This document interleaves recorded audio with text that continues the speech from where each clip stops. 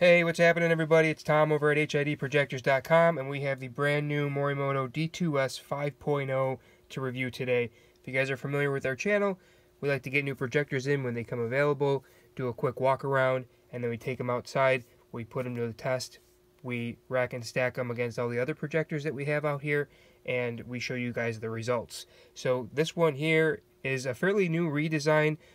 The overall shape and size of the projector is very similar to what the 4.0 was. You've obviously got the 5 etched in here on the side. The outside bowl has a different design. That's just for aesthetics. It says 5.0 here. It looks like they went from a curved shield back to a flat shield. The interior bowl itself looks very similar. You've got these jagged edges here and then the same pattern inside. That's not dissimilar from what you see in some of the other projectors. The interesting thing here is they've got a nice bluish tint to the lens, so that certainly is a little bit different. And these bulb holders are really neat. Interesting design. You've got this here that if you're doing a threaded shaft is going to hold the projector in place, and then instead of that just terrible spring clip that comes with so many D2S projectors, they've done a really nice job of developing or designing this plastic, I think they're calling it a moto holder, and it just eliminates the need to put that bulb in, or once you put the bulb in, to put the spring in and then try to sandwich it in real quick. This just has you can see there's like an edge in here that's gonna, when you screw this down, it pushes against the D2S bulb and then seats it in there properly. So it is a little difficult to get threaded, but once you get it going, really cool stuff. So I like that a lot. So let's go through output shots. So if you guys recall, what we do is we go through it outside. We do a Lux test using a Lux meter. We set it at 100 feet from a wall, and we measure both the hot spot in the middle of the cutoff, right below the cutoff rather, and then we go to the either side of the beam pattern 15 feet away, and we measure lux at the width set.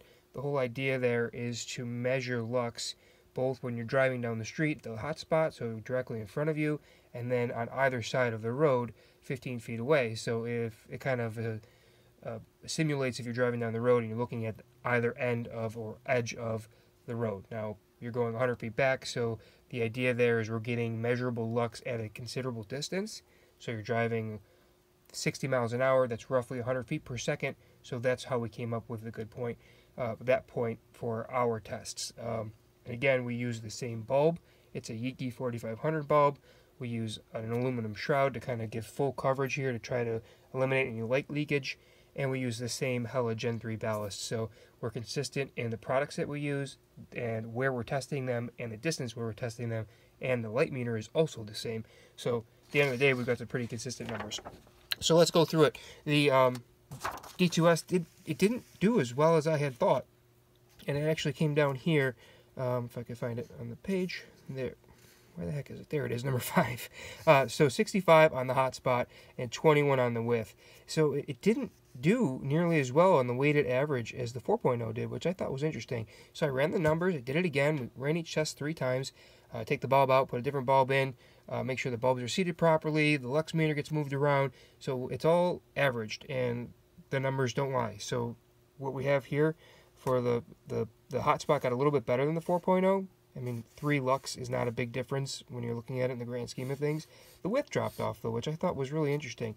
The 4.0 was the monster width number last year in I think it was 2017 when we first did this.